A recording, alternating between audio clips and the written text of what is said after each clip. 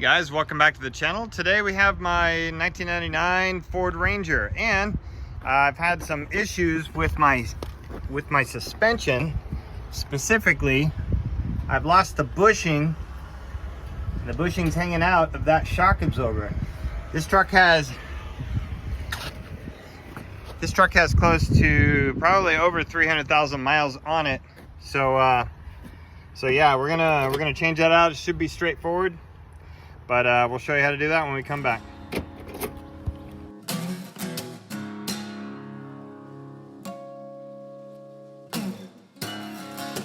All right, so let's have a look here. Let's see what we're about to do. Okay, there's a shock tower right there. Oops, right here. Let me see if I can focus in on it. Right there, okay. There's our shock tower, and there's one on the other side as well. We're gonna focus on this one. The only difference with the other one is it's slightly harder to get to. All right, so what we're gonna do before we jack it up is we're gonna get the shock towers loose. So what I have here is a 14 millimeter.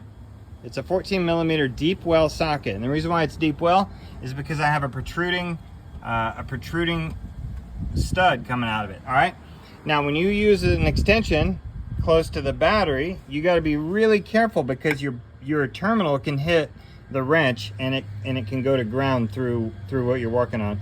So even if you disconnect the battery, the terminal's still there. So we just have to be really careful. So what I want to do is I want to get it down, either down far enough to where it doesn't contact the battery, or too high, really high to where whenever I'm wrenching on it doesn't have any contact with the battery. So I'm going to actually add another extension. Now the reason why we're gonna do this is while the truck is compressing the shocks, it's good to take these off because there's no pulling load on it. There's no load like pulling it to the ground, and it's gonna help us out in the end. So as you can see right here, I have plenty of room between this and this. It's not even gonna contact it at all. So I'm gonna take this one loose and the other one. Okay, I removed this is called the top hat. I removed it, and yeah, this old bushing's in there. So I don't think it's worn. It's not cracked or anything, but this is the orientation. So the curved side goes down, apparently, but I actually thought it was supposed to be this way, curved side up. But I'll just replace it the way it says. The new shocks, I went ahead and went with KYB since that's what's on my Xterra, and it's been running really good. So for my Ranger, it's KYB 344397, made in Japan. It's been a good shock absorber. So I got it on Amazon. They were on sale, so they didn't break the bank. But this is how they come.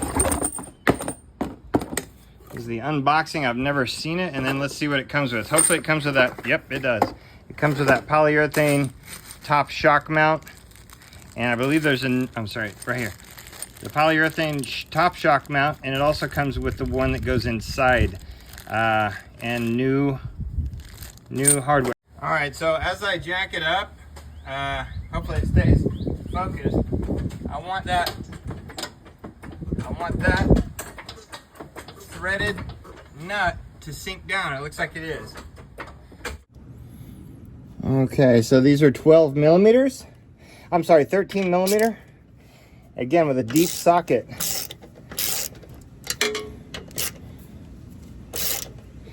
Pretty straightforward.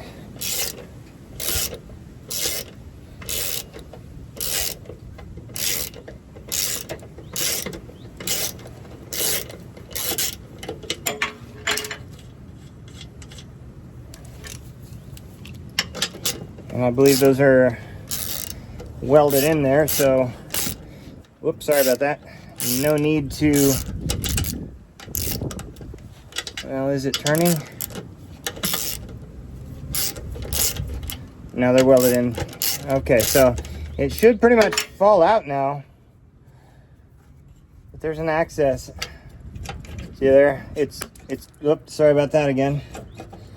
All right, so as you can see, we're gonna pull it right down and hopefully out. Yeah, easy Easy as that. And yeah, you are going to need to jack the car up just for access of the shock itself. So yeah, that was beating me up during the drive. So I took too long to replace it, but that's how it is. So look, this is how we're going to do it. We're going to put the new one together. But look, this is how you do it. I'm going to have to snip the plastic band. Okay, folks, so we're going to go ahead and snip the plastic band because I have to get these on before I put it in there. Here we go. And sometimes it shoots out, but hopefully this one does not. All right, it's slow. But that just tells me I need to jack the car up higher. All right, so we're gonna put it together like so. So there's a little hole that goes in the frame, and then when we put the shock in there, we're gonna do that. But notice there's a little grabber, there's a little holder right here. And for the other one, it was a 7mm. Let's see what it is in this one. All right, it's a 6 or 7mm. I think it's a 6mm because this doesn't really cut it. The other one I'm fighting with on the passenger side, and the header is right next to it, so I have to let that side cool off. But you know, I'm gonna have to grab this with a 6mm wrench and turn it off with a 14mm crow's foot or a combination wrench. All right, so let's put this thing back in there. I'm actually gonna jack up the car a little bit higher so I can access it. I forgot to tell you guys, when you're doing any kind of work on suspension, anything like that, you typically want to replace one at a time. All right, and also remember, always use jack stands, and I use wheel chocks just to prevent your brakes from failing. You don't want that to happen. All right, let's edge this up in there. Okay.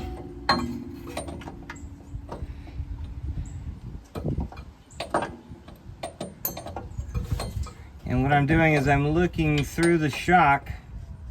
At the same time, I'm trying to align these right here. I'm looking inside the shock for the daylight. What I'm gonna do is put these on down here, but I'm not gonna tighten it. I'm only gonna tighten these when there's weight on the vehicle.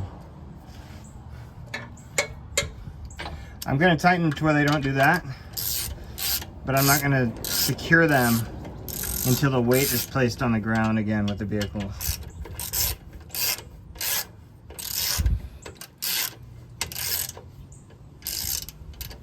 Okay, that's getting tight, so let me back off. Okay, let me get this side. That's getting tight, let me back off. All right, I'm backed off. All right, now let's down jack it and we're gonna go to the top. But before I down jack it, I'm gonna make sure that threaded portion of the shock is protruding in the right hole. And if you can see, it is, but I'm gonna have to guide it. I'm actually gonna have to guide it as it goes down. All right, don't forget to take your jack stand out when you lower it down. The wheel still hasn't touched the ground. All right, trying to get the wheel is a little bit touching the ground. I'm making sure that it's still loose. It's probably a better way to do that. Ah, there we go. So what's going on here? Still loose. Still loose, see? All right, but we want that exactly lined up. Okay, I'll let it down a little bit more. Okay, it's still wobbly.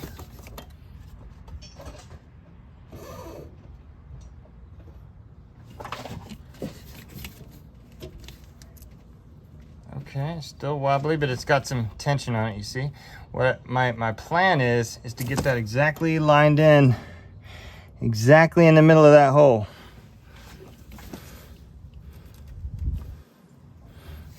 All right, it's lined up exactly. So what I'm gonna do is I'm gonna finish it up with this one. I'm going this way so you can see. right, and then I'm gonna put that top hat on. All right, then I'm gonna use the hardware provided. Like so.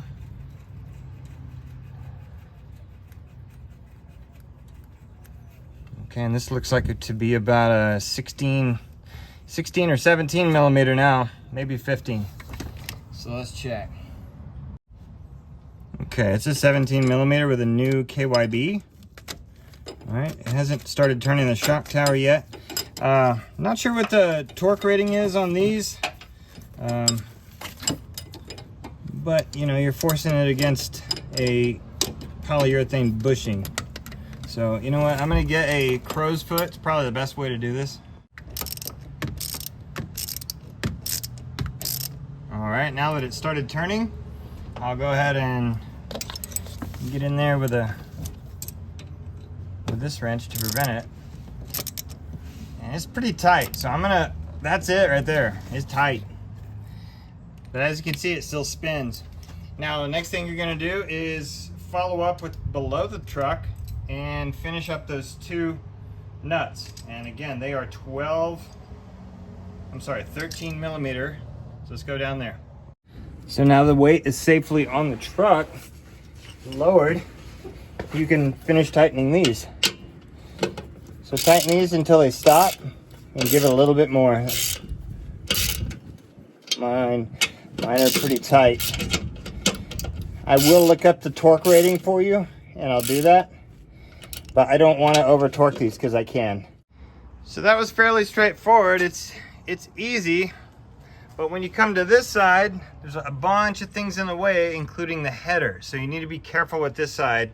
But it should go the same speed as this side, only you're gonna have a lot more things in the way.